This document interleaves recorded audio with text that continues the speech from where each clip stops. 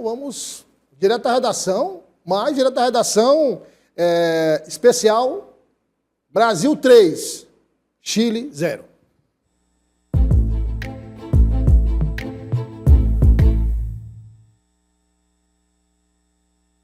Tá aí, pô, tudo bem? Tá bonzinho, né, Vitor? Pô, depois do jogo de ontem, né, e tal. Assim, eu acho, Vitor, que é para ficar animado. É para ficar animado, porque quando você enxerga uma evolução, por menor que seja, diante do cenário de terra arrasada que era a seleção brasileira, nós perdemos 3 anos. Nós jogamos 3 anos fora. Exatamente. O Ancelotti, quando chegou, ele não aproveitou absolutamente nada. Nada com coisa nenhuma. Então, mas era o Chile. Era o Chile. Então, vamos avaliar basicamente os primeiros 45 minutos, né, que aí depois o Chile já estava cansado, o Brasil claramente também foi superior fisicamente ao Chile. Né? E a pergunta que eu começo fazendo a você.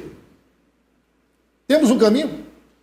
Douglas, eu acho que esse é o principal ponto. Assim, quando a gente olha para uma seleção brasileira como essa, que vinha sofrendo bastante nos jogos, que vinha sofrendo com jogos, por exemplo, contra a Bolívia aqui no Brasil, que aconteceu, a seleção brasileira acabou sofrendo. E aí quando você vê um jogo desse, que o Brasil tinha a obrigação de vencer e jogar bem. Por quê? Porque o Chile é um time que já estava eliminado, um time, inclusive, que de maneira correta já está pensando no próximo ciclo de Copa do Mundo, tanto é que a seleção chilena ela está completamente renovada, dos jogadores que estavam em campo ontem, quase que nenhum já atuava na seleção do Chile com frequência. Na verdade, o ciclo, o próximo ciclo começou nesse. Já, para o Chile com certeza, porque assim, já é uma seleção que já foi eliminada da Copa do Mundo, então de fato não tinha muito o que fazer. Já está pensando já no próximo ciclo, já começou com esses amistosos. O de ontem, por exemplo, foi um amistoso de luxo, para entender como que essa nova geração chilena deve se comportar. E aí, com uma seleção dessa forma, que está iniciando agora o trabalho, que está fazendo toda uma renovação, o Brasil tinha, e ainda jogando em casa, que é um ponto importante, e no Maracanã, tinha a obrigação de chegar, mandar no jogo e jogar bem. Foi isso que a seleção brasileira fez. É claro que a gente tem que contextualizar o fato de que, bom, a gente vai elogiar o desempenho da seleção brasileira, mas tem que colocar também na conta esse desempenho fraco da seleção chilena, óbvio. Mas mesmo nesse momento, você tem que observar, os jogadores individualmente foram bem? O time taticamente soube se comportar? E para mim sim, Douglas, eu acho que o time soube se comportar. Aí você que é o especialista, eu queria ouvir de você o desempenho físico, o desempenho tático, se o Ancelotti usou variações dentro do jogo, como é que foi esse comportamento? Exatamente. E, o principal ponto para a gente levantar aqui é o meio-campo. O meio-campo da seleção brasileira, ele, pelo esquema tático, com 4 atacantes, ele já é um meio de campo que costuma ficar mais... Foi um 4-2-4, Vitor? Foi um 4-2-4. Um 4-2-4 com o Estevão na ponta, o Rafinha jogando mais... Achei o Rafinha meio apagado, não foi?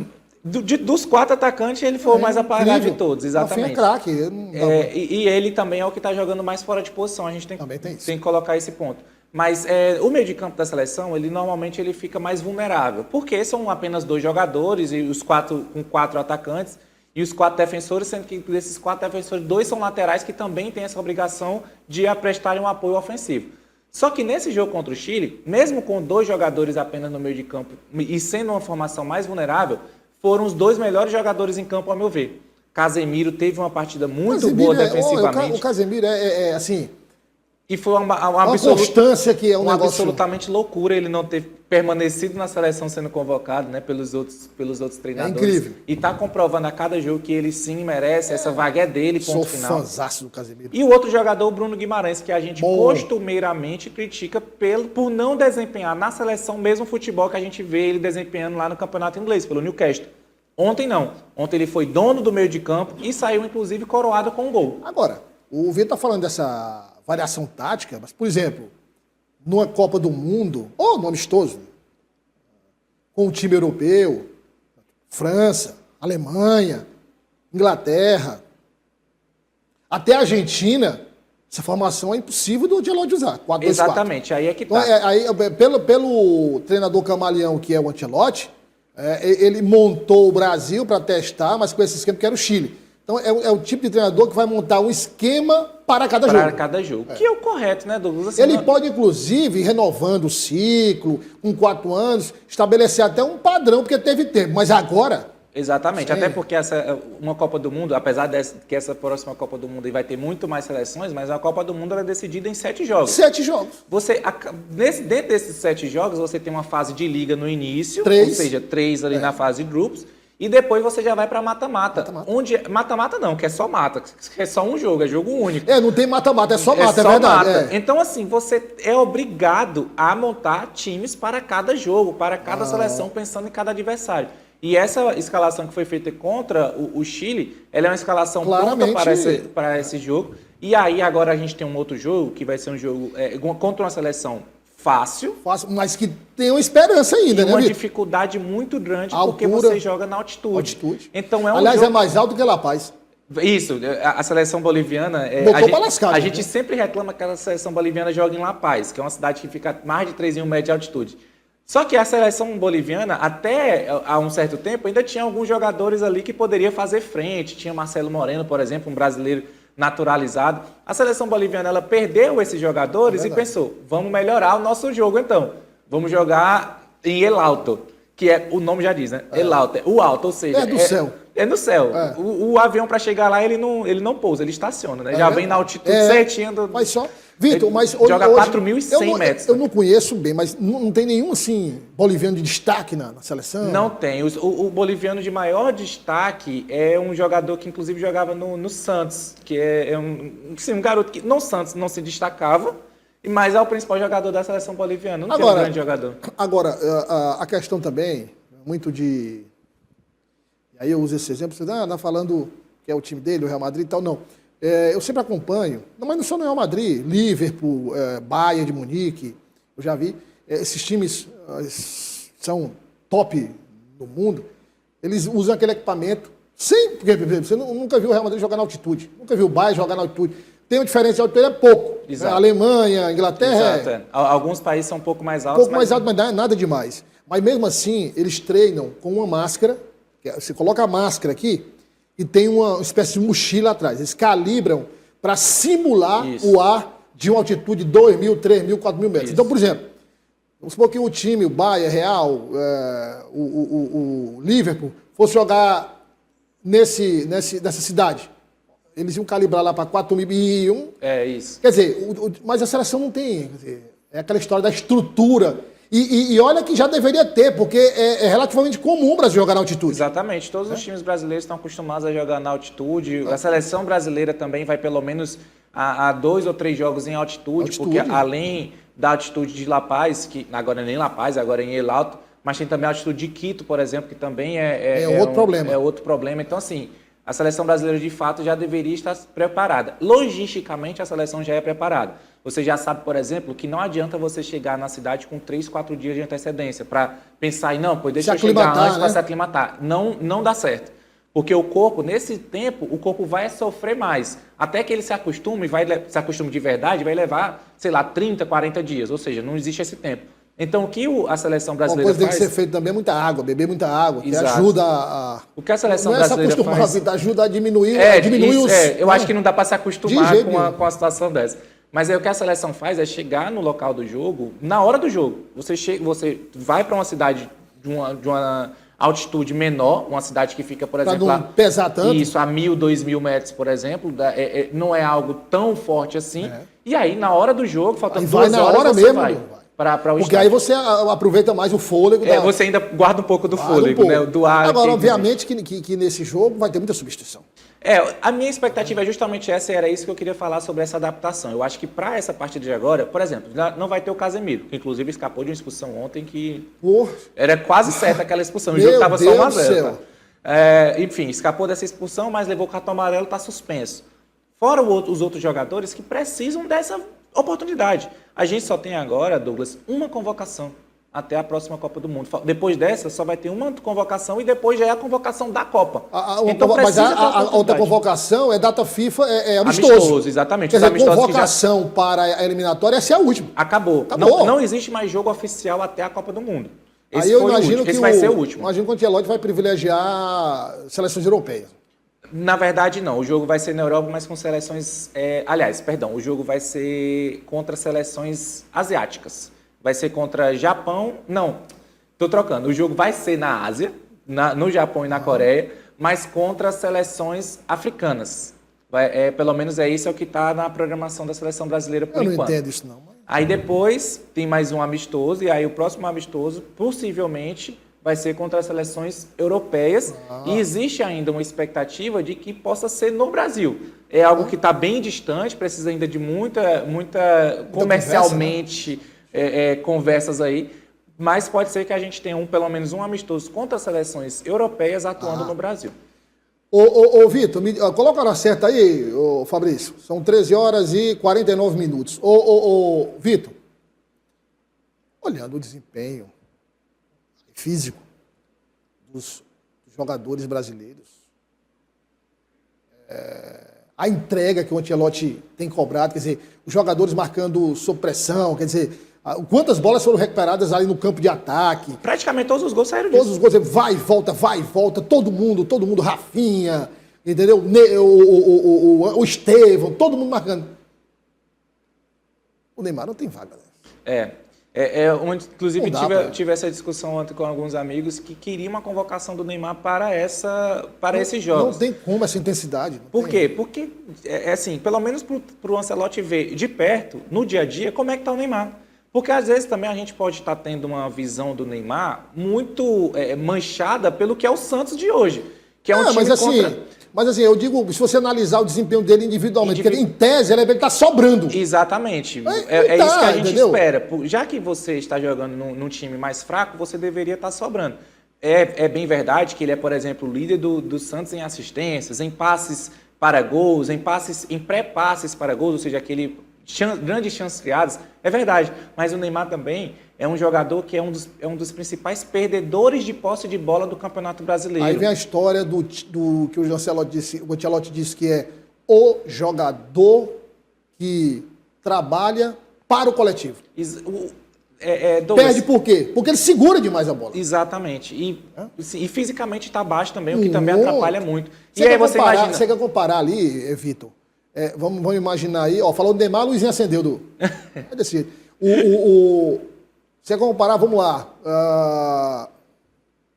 Luiz Henrique, que entrou no segundo tempo. Pronto, que foi um grande destaque de ontem. Meu Deus do céu, o Luiz Henrique, você vai ver vamos lá, no ataque era o Estevão, mas A gente tinha o Estevão, o Martinelli e o João Pedro. Pega lá a Rafinha. Rafinha, pelo amor de Deus. Eu não vou nem colocar o Rafinha é uma bala, mas Martinelli, João Pedro, Luiz Henrique, Estevão. Meu Deus, seus jogadores são... Faltam só voar em campo. Exatamente. Você vê o Estevão aí, tudo bem, é mais jovem e tal, mas o desempenho no Chelsea, o Estevão chegou no Chelsea, não tomou conhecimento da Premier League, quando todo mundo treme quando vai para a Premier League, não toma conhecimento dos adversários, joga como se estivesse jogando aqui uma pelada. E já assumiu a titularidade no primeiro jogo. E assim, tá todo mundo encantado com o Estevão lá no... Então, é difícil. Esse time, digamos que é um time alternativo, o de ontem. Com vários jogadores que não foram sequer convocados. Vamos lá. Levando em consideração o Chile, como você falou. Mas o desempenho desses jogadores, o que eles podem render. Rodrigo está ameaçado. Vinícius Júnior está ameaçado. Endrick está ameaçado. Militão está ameaçado. O Militão, inclusive, esse é um ponto, antes de falar dos outros jogadores aí que são alguns dos principais, mas o Militão, se ele voltar a jogar como era normalmente, como era antes das lesões que ele teve... E está caminhando para isso. O início dele, depois dessas lesões, é muito bom. Se ele voltar a manter aquele nível de qualidade que ele tinha, para mim a zaga é o setor que já está fechado. Com o Militão. E aí não é problema, porque o Ancelotti conhece muito bem. Muito bem o Militão. Então, assim, não é uma questão de, eu preciso trazer ele para... Não, acho que com o Militão a zaga fecha, porque aí a gente vai ter Marquinhos, a gente vai ter Militão, dois jogadores que atuam pelo lado direito, e pelo lado esquerdo a gente vai ter o Alexandro, que é o zagueiro que é uma invenção do Ancelotti, que trouxe para a seleção e trouxe muito bem. E deu certíssimo. Deu certíssimo. E com o Gabriel Magalhães, que também é um dos principais nomes dessa geração. Zaga, viu? Uma zaga que, na minha opinião, já está fechada se o Militão voltar bem. Acredito que vai voltar bem. Então, ou seja, já fecha nos quatro. Aí não tem muita dúvida. É só o Militão retomar. É só ele retomar fisicamente. Retomou a vaga dele. Na próxima convocação, ele estando bem fisicamente, vai ser convocado e os 4 já tá fechado. 4 com volante, o Casemiro como volante. Exatamente. Agora, a situação mais complicada, Endrick. O Endrick, ele tem agora uma concorrência muito forte, que é o João Pedro, que chegou e chegou muito bem na seleção. O Estevão, e que também chegou muito... evoluiu muito. Exatamente, que chegou também muito bem no Chelsea, também é um dos jogadores que chegou, vestiu a camisa do Chelsea e está mostrando por que ele foi contratado por um valor altíssimo lá na Premier League. E também ganha uma concorrência que é até um pouco estranha, mas que vai muito do gosto do treinador, que é o Richarlison. O Richarlison, mesmo que ele tenha sido convocado sem merecer naquela primeira convocação, agora ele já começou a voltar a jogar bem lá no Tottenham. Mas a seleção... porque também não teve nem tempo, entrou já no finalzinho. Exatamente. Nesse primeiro jogo aí ele não teve esse tempo de mostrar alguma coisa, mas ele é um jogador que já é do gosto do Ancelotti. E a seleção, é bom que ele se lembre, é comandada pelo Ancelotti. Claro. Então ele vai levar jogadores que ele gosta. Tá aí, a CBF, nesse ponto aí, o São Michel diz, toma conta da seleção. Eu não tenho nada a ver com seleção. Assim, vou interferir em nada. Tanto é que nesse caso de Neymar, ele nem... Exatamente, o treinador é... E aí, ele tem um ponto, inclusive, nisso. É assim, se o Ancelotti é o treinador que gosta do Neymar, que entende que o Neymar pode ser importante, o Neymar pode ser convocado para a Copa do Mundo. São 23 vagas, na verdade agora até aumenta, porque são 26 jogadores que podem ser convocados. E, bom, você pode muito bem tirar uma vaga de alguns... sei lá, um lateral esquerdo, ou melhor, um lateral direito, já que o Militão pode fazer a função. E aí você leva um jogador como o Neymar. Para ter uma peça que, inegavelmente, é um líder dessa geração. Uma demanda aí, né? Ele é um jogador que é líder dessa geração. Tem muito jogador da seleção brasileira que tinha o sonho de jogar com o Neymar. E a gente pegando outras seleções como exemplo, e eu não estou comparando questão técnica de como que esses jogadores estão, mas várias seleções têm esse jogador que é o líder técnico daquela seleção. Não que joga os 90 minutos. Exatamente. Está presente ali, né? Cristiano Ronaldo, na última Copa do Mundo, começou como titular e foi para o banco de reservas, mas é o líder daquela seleção. O Messi vai jogar os 90 minutos todos os jogos? Não. Negativo, mas é o líder dessa seleção. Se despediu agora da seleção na Argentina. Na Argentina, né? não joga mais pela seleção na Argentina. Agora o Cristiano Ronaldo é um caso à parte, bem. Homem imparável, né? Exatamente. Bom, mas aí vamos lá. Então tá complicado o Endrick, né? Exato. O Endrick tá complicado. Rodrigo, o Rodrigo tá muito complicado, porque com o Ancelotti ele já tinha... já não vinha sendo titular absoluto. No Real Madrid. No Real Madrid, exatamente. No Real Madrid. Não vinha sendo titular absoluto. Agora com o Xabi Alonso, então, é que ele não é mais titular mesmo. O Vinícius não. O Vinícius tá no... Isso, o Vinícius voltou e voltou muito bem, né? Voltou da lesão. Aí pra deixar o Vinícius fora é complicado. Não vai ter como, né? Um jogador que foi eleito o melhor do mundo aí, mas... Assim, são jogadores... O carinho do Ancelotti é muito grande pelo Vinícius. Exatamente. Aliás, é um pai futebolístico. Ensinou o que o Vinícius Júnior sabe fazer, foi ele que ensinou. Agora a história do todo mundo dizendo, eu vi na imprensa, olha, a declaração do Neymar, a intenção foi colocar os jogadores contra o Ancelotti, vai criar um clima ruim. Quem tem coragem de confrontar o Ancelotti com esse assunto? Ou com qualquer outro? Faltando um ano para a Copa. E o Ancelotti sendo treinador? Exatamente. Ninguém tem, meu amigo. Exatamente. A questão agora é todo mundo... Pode até comentar nos quartos ali dormindo. Chegar aí... E essa seleção agora, Douglas, essa atual convocação, ela não é uma convocação de jogadores que atuaram com o Neymar. Isso, tem isso também. Com o tempo todo, porque o Neymar já está com 2 anos, gente, que o Neymar não é convocado, porque não tem como ser convocado, porque ele não joga, ele não está bem fisicamente para jogar. Está machucado o tempo todo. Então, muitos desses jogadores não estavam atuando na seleção há 2 anos atrás, há 3 anos atrás. Convocação recente, né? Exatamente. Então, assim, tem alguns nomes aí que de fato não atuavam com o Neymar. Na minha opinião, o Neymar ainda é uma referência para esses jogadores. É aquele jogador que, quando o cara estava começando a jogar, o Neymar estava no seu auge. No Barcelona, aí, 2012, 2013. Até 2017. Exatamente. Até 2017, né? Então, ele estava no auge e os jogadores que tinham esse sonho de, eu quero jogar com esse cara quando eu for para a seleção. Então, para mim, ele ainda é uma liderança. Esse cara ficou lá, né? Exatamente. Ficou agora, lá naquele período, fisicamente, tecnicamente, o Neymar não é mais aquele mesmo, fato. Agora, eu acho que se a ideia do Neymar for voltar para o Brasil para se recuperar fisicamente, posteriormente se recuperar tecnicamente, ou seja, começar a ser decisivo para o Santos tecnicamente e chegar na Copa do Mundo com ele atuando bem, se eu fosse o treinador, eu levaria o Neymar. por ser essa referência, por ser esse grande nome. E também para evitar o famoso burburinho. Porque se não levar o Neymar, vai ficar aquilo. Se fosse com o Neymar é diferente, se fosse com o Neymar é diferente. Cara, são 26 nomes, eu acho que tem vaga o suficiente. Agora, pelo amor de Deus, vê se esse rapaz faz um mínimo de esforço depende dele. Poxa, depende pelo amor de dele. Deus. O que eu tô falando aqui de levar o Neymar não é esse Neymar de hoje, não. Não é o Neymar que a cada folga Porque que ele até possa agora ter... ele não deu nenhuma demonstração de que quer ir para a Copa. Exatamente. É esse o ponto. Assim, enquanto ele tiver nessa de jogar 3 jogos e ficar suspenso a cada 3 jogos por levar cartão amarelo, enquanto ele ficar nessa de não conseguir atuar bem tecnicamente pelo Santos, sofrendo para atuar tecnicamente pelo Santos, não tem como. Não. A gente está pensando aqui no jogador que acabou de voltar de lesão, uma lesão grave que ele teve, que está começando a voltar a atuar, e aí a gente pensa que dentro dessa linha de desenvolvimento pode ser que daqui a 6 meses ele possa estar bem. E aí sim ele ser convocado. Mas o atual Neymar não tem como. Então, terça-feira, último Exatamente. jogo do Brasil pelas eliminatórias. Às 8h30 da noite, último jogo da Seleção Brasileira pelas eliminatórias, já tá classificado. A Lembrando Bolívia que- não está. Mas pode. Pode estar, ou seja, é um fator que pode ter essa complicação, a altitude é um fator que pode ter essa complicação, e a minha expectativa é de que o Ancelotti mexa bastante no time. Muito. Coloque muitos desses jogadores que foram reservas para atuar. E aí, na quarta-feira, o Vitor volta para a gente analisar o jogo Brasil e Bolívia. Valeu, Vitor. Abraço, Douglas. Abraço. Até mais. É segunda-feira.